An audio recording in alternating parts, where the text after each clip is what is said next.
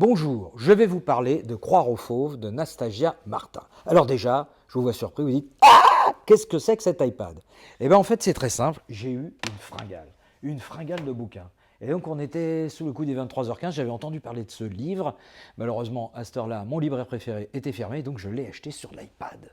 Alors je vois venir, comment est-ce qu'on peut acheter un livre sur iPad? Alors je sais, rassurez-vous, c'est une exception, je suis très attaché au papier et je suis surtout très attaché à mon libraire. Mais enfin là, franchement, ça a été très pratique parce que j'ai pu le dévorer dans la nuit et je vais vous expliquer pourquoi j'ai dévoré ce livre. Alors d'abord, plantons un peu le décor. Nastasia Martin, elle est anthropologue, elle étudie les Évènes. Les Évènes, c'est on va dire un peuple de chamans au tréfonds du Kamtchatka. Alors déjà, j'adore, parce que moi, quand j'étais petit, je jouais à Risk et on disait le Kamtchatka attaque la Mongolie avec tant de soldats. Puis ça fait un petit peu province de Tintin.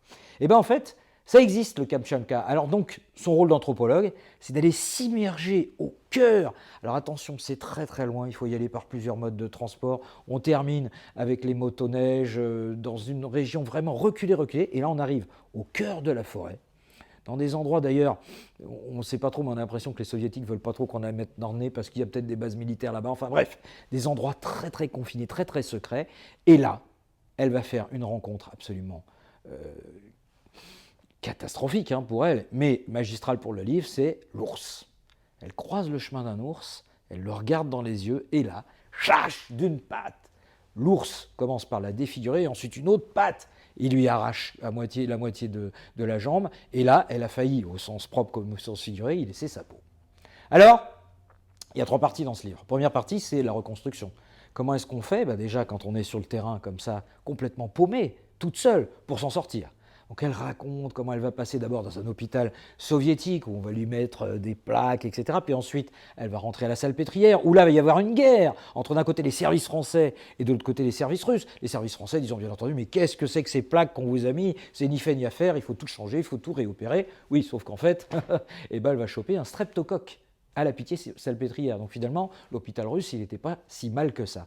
Et puis, il y a la reconstruction psychologique. Alors là, il y a un personnage, une psychologue qui arrive, et avec la finesse d'un éléphant, qui lui fait « Dites donc, vous avez l'air de le prendre plutôt bien, c'est curieux parce que vous savez, le visage, c'est quand même l'identité. » Donc elle ne le prend pas du tout bien entendu, et c'est ce qu'on découvre avec ce livre, puisqu'elle raconte toutes les étapes en fait qu'elle a à subir. Elle le raconte avec 2 cahiers. Il y a d'abord le cahier du jour, diurne, dans lequel on a, j'allais dire, le cahier d'un anthropologue classique, et puis il y a le cahier noir. Celui-là, c'est le cahier qu'elle écrit, le récit de ses nuits. Et c'est celui-là qui est fascinant parce qu'évidemment, on va découvrir que pendant ces nuits, il y a les rêves. Et pour les chamans, les rêves sont décisifs. Et notamment, que s'est-il passé véritablement dans cette rencontre? Et ça, c'est la deuxième partie du bouquin. C'est-à-dire, qu'est-ce qu'elle y a laissé d'humain dans l'ours et qu'est-ce que l'ours lui a laissé en elle? Parce que selon les Évènes, quand on a été comme ça, attaqué par une bête sauvage aussi brutale et qu'on y réchappe, eh bien on devient une midja. C'est-à-dire, on n'est plus tout à fait un homme normal, on n'est évidemment pas un animal, on est entre les deux.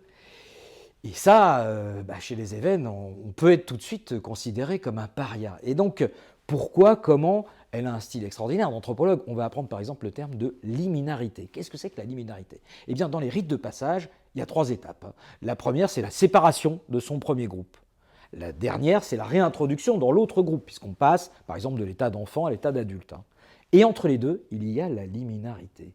Et la liminarité, c'est cette frontière un peu floue, dans laquelle on ne sait plus justement si on est un homme, si on est un animal, est-ce qu'on avait ce totem en soi, est-ce qu'il y a un sens à tout ça, un sens caché? Ça, c'est extraordinaire, parce que ça dépasse le cadre de l'anthropologie. Et on est là dans un récit, mais qui est à la fois un récit mythologique, symbolique, et effectivement un peu anthropologique, c'est-à-dire qu'on en apprend finalement énormément sur nous, sur l'homme. Et la 3e partie de ce bouquin, qui est la plus spectaculaire, c'est qu'elle a subi ce traumatisme terrible. Elle est en France. Elle décide, contre tous les avis médicaux, de repartir au Kamtchatka. Pourquoi? Pour essayer de voir justement avec les Évènes quel est le sens à donner à cet événement. Notamment les Évènes avec lesquels elle passait énormément de temps. Et là, il y a un personnage absolument lumineux, c'est sa mère. On pourrait penser qu'en bonne mère, elle dise « Non, mais regarde, tous les médecins disent il faut que tu te reconstruises ici, tu as encore un travail de rééducation à faire, reste ». Pas du tout. Sa mère lui dit « Écoute, tu as toujours été libre, ma fille. Si tu sens que c'est là-bas que ça se joue, eh bien tu pars ».